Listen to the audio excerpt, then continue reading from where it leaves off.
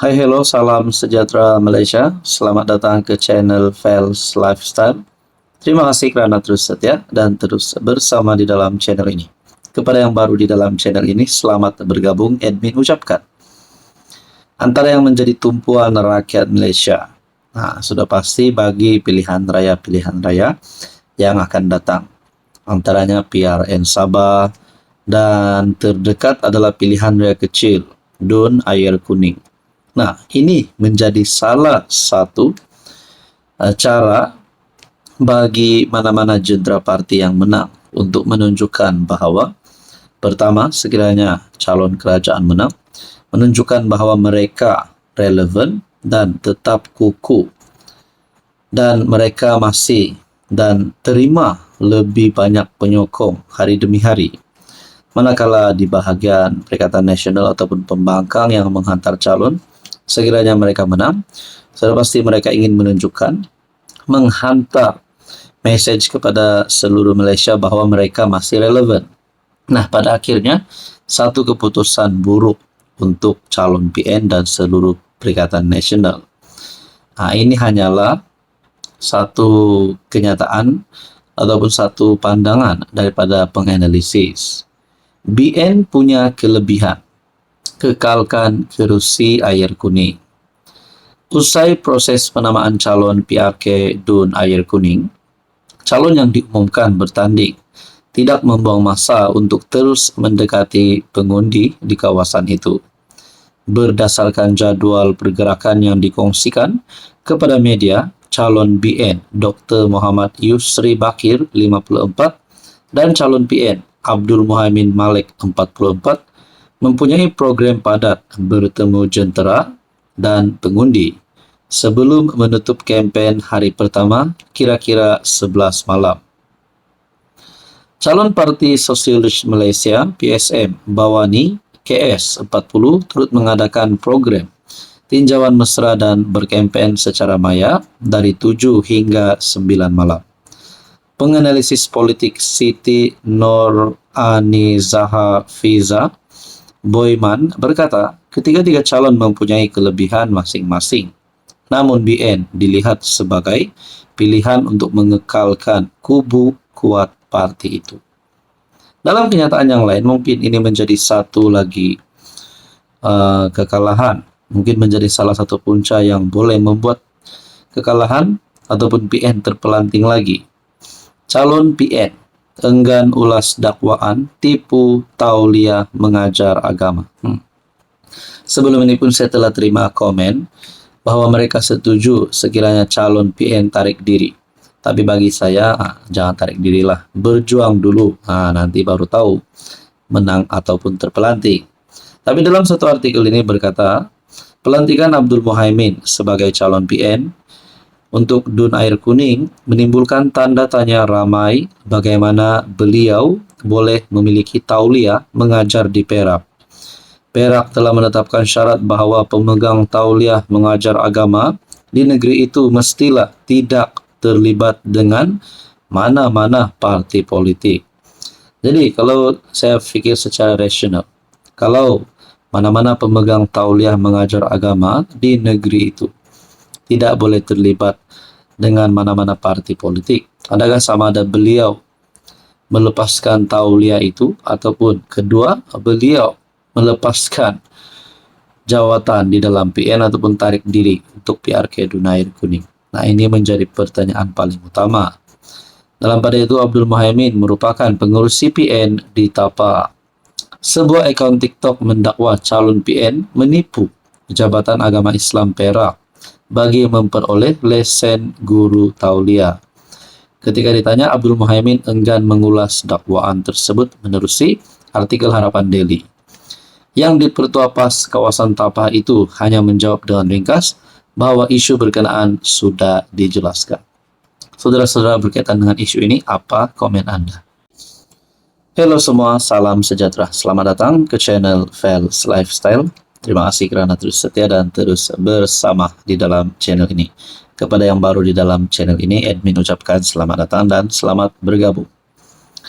Saudara-saudara, sekian lama kita telah update berkaitan dengan hubungan di antara Tun Mahathir dan juga Anwar Ibrahim. Setelah Anwar Ibrahim berjaya menang, gabungan parti yang mempunyai kerusi paling banyak menang pada pilihan raya umum ke-15. Dan setelah Anwar Ibrahim berjaya membentuk kerajaan perpaduan menjadi Perdana Menteri, akhirnya Tun Mahathir pada ketika itu hilang deposit, parti kalah teruk. Nah, saudara-saudara, ada yang kata Mahathir perlu berehat. Setelah PRU15, selesai PRU15, Mahathir perlu berehat. Mahathir sudah kritikal dalam keadaan politiknya, tidak mampu tumbangkan Anwar lagi. Ada yang kata Mahathir jangan campur tangan urusan kerajaan. Mungkin Mahathir memang sudah dalam memori kita, kerana beliau pernah menjadi Perdana Menteri dan sangat banyak jasa terhadap negara. Saya sangat respect Tun Mahathir. Tapi mungkin betul juga, sudah tiba waktunya Tun Mahathir untuk rehat. Pada akhirnya, saudara-saudara, sajak kenyataan media dalam kapsul masa Gamit Memori Dr. Mahathir. Di saat usia Mahathir yang menghampiri 100 tahun, walau dalam keadaan tangan berbalut kerana kecederaan tertentu, bekas Perdana Menteri Dr. Mahathir membuka kapsul masa wawasan 2020 pada program yang berlangsung di Menara KL. Nampaknya Tun Mahathir sedang mengalami kecederaan tertentu. Harap-harap Tun Mahathir sihat saja. Kapsul masa yang disimpan sejak 1 Oktober 1996 kini berusia 28 tahun yang menyimpan pelbagai barangan terpilih.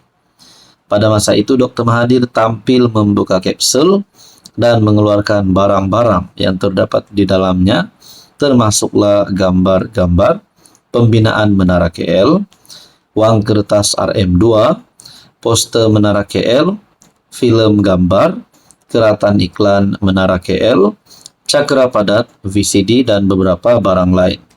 Hadir sama Dr. Hasma Muhammad Ali, bekas PM Muhyiddin Yassin, pengarah urusan Menara KL Sendirian Berhad dan beberapa bekas menteri kabinet. Pada sidang media, Dr. Mahathir yang kini berusia 99 tahun berkata, dia langsung tidak menyangka masih berpeluang untuk membuka kapsul berkenaan di usianya sekarang. Nah, saudara-saudara yang saya hormati, berkaitan dengan isu ini, apa komen Anda? Hai, hello, salam sejahtera Malaysia. Selamat datang ke channel Fels Lifestyle. Terima kasih kerana terus setia dan terus bersama di dalam channel ini. Saudara-saudara yang saya hormati, satu lagi pendedahan baru. Kali ini, sekali lagi, melibatkan nama bekas Perdana Menteri, Tan Sri Muhyiddin Yassin. Sebelum ini, setelah Anwar Ibrahim menjadi PM, setelah PN gagal untuk membentuk kerajaan pada pilihan raya umum ke-15, ada pendedahan yang melibatkan nama Tan Sri Muhyiddin Yassin berkaitan dengan jana wibawa, berkaitan dengan rasuah. Bahkan menantunya pun kini sedang dicari oleh SPRM. Ada yang kata Muhyiddin sedang dalam bahaya, sedang kritikal dalam keadaan politiknya. Nah, ada lagi satu pendedahan. Kali ini pun sama melibatkan nama pengerusi PN tersebut. Mahyadin jawab Tuan Ibrahim, saya tak terlibat. Ekoran permintaan dari Timbalan Presiden PAS, Datuk Seri Tuan Ibrahim, Tuan Man. Bekas PM Tan Sri Mahyadin menegaskan beliau tidak bertanggungjawab membuat keputusan pengambilan tanah kampung Sungai Baru. Dalam satu kenyataan, Mahyadin berkata, keputusan pengambilan tanah tersebut yang dibuat di bawah Akta Pengambilan Tanah 1960 tidak melibatkan beliau sebagai PM pada ketika itu. Sebaliknya, kata beliau, ia telah melalui proses di bawah Akta Pengambilan Tanah 1960, di mana keputusan mengenainya dibuat oleh pihak berkuasa tanah wilayah persekutuan.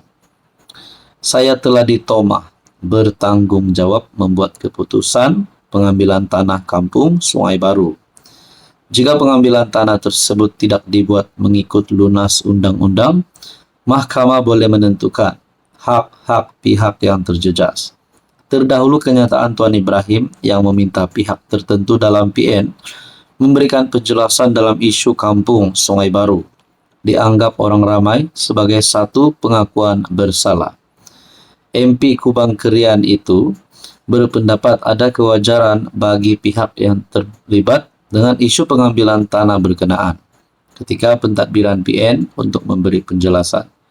Sebelum ini, Tuan Ibrahim dan rombongan datang ke kampung Sungai Baru menyatakan sokongan kepada perjuangan mereka. Namun dalam taklimat pemimpin penduduk di situ, mereka menyalahkan para pemimpin PN dahulu yang menyerahkan tanah di situ kepada pemaju. Nah, adakah di sini sebenarnya Tuan Ibrahim menggesa Muhyiddin untuk membuat pengakuan? Ataupun adakah dengan pengakuan terbaru Mahyadin yang menjawab Tuan Ibrahim tak terlibat akan menjejaskan hubungan di antara PAS dan Bersatu ataupun hubungan kepimpinan di dalam Perikatan Nasional? Nah, saudara-saudara, kita nantikan saja apa yang akan berlaku.